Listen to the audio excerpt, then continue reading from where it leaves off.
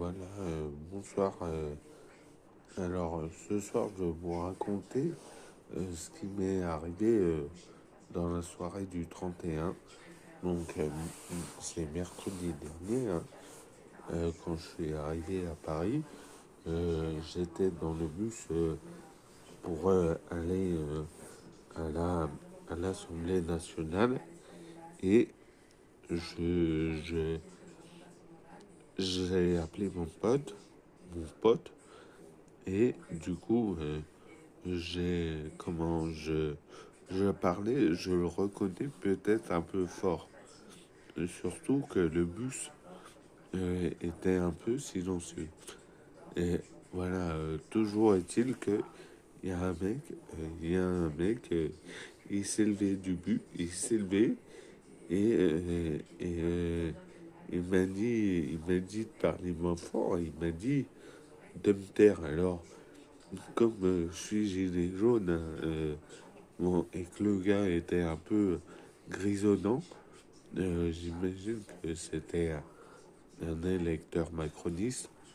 Et donc, comme un bon pote, je lui ai dit deux ou trois conneries qui n'ont pas dû lui plaire ouais, à ce supposé électeur macroniste. Et ben, il s'est permis de me dire ça. Et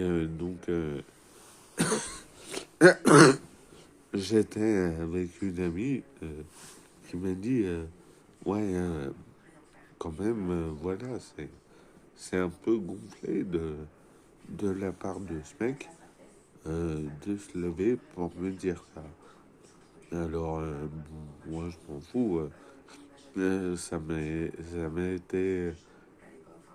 arrivé pas souvent, mais je connais beaucoup de gilets jaunes à qui c'est arrivé.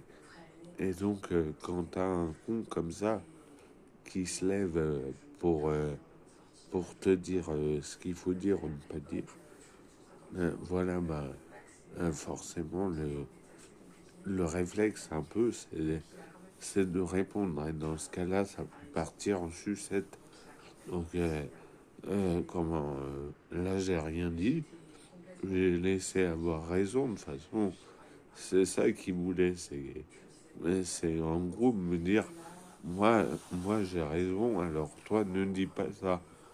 Mais bon, j'ai, j'ai rien dit parce que moi-même, j'aime pas les gens qui parlent trop fort dans les bus. Et peut-être que je parlais fort, donc je veux bien lui accorder